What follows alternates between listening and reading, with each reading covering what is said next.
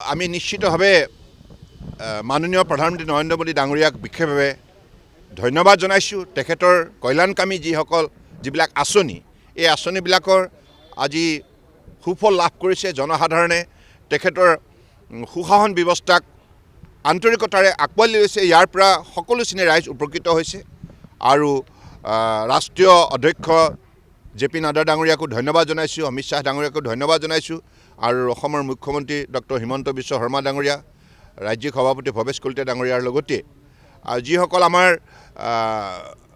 মন্ত্ৰী আছিল বিভিন্ন ইনচাৰ্জ হিচাপে বিভিন্ন সমষ্টিত, যেনেধৰণে পীযুষ হাজৰিকা আছিল বিহালীত আৰু বিমল বৰা আছিল আপোনাৰ চামগুৰিত, তাৰপাছত ধলাইত আছিল জয়ন্ত মল্ল বৰুৱা আৰু বঙাইগাঁৱত আছিল ৰঞ্জিত দাস আৰু আপোনাৰ চিডলিত আছিল অশোক সিংঘাল।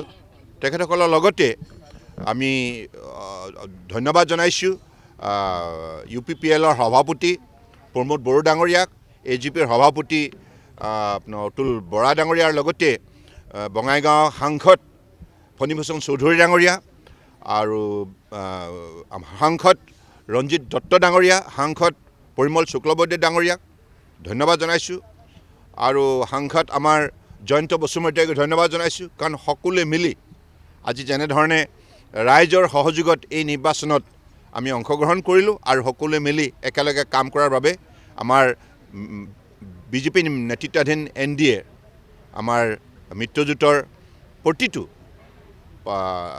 দলে আৰু প্ৰতিগৰাকী প্ৰাৰ্থীয়ে আজি সফলতাৰ মুখ দেখিবলৈ সক্ষম হ'ল। গতিকে অসমৰ ৰাইজক ধন্যবাদ জনাইছোঁ আৰু 5টা সমষ্টিৰ ৰাইজক বিশেষভাৱে কৃতজ্ঞতা জ্ঞাপন কৰিছোঁ। এটা কথা স্পষ্ট যে কংগ্ৰেছে যিমানেই চেষ্টা নকৰক কিয় এতিয়া তেখেতসকলৰ স্থান নাই।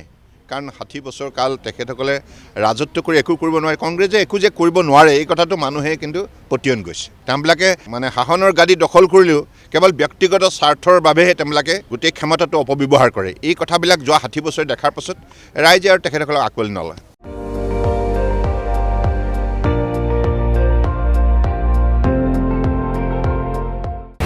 আপুনি চাই আছে ND24, সৰ্বশ্ৰেষ্ঠ নহয় সৰ্বোত্তমৰ দৌৰ।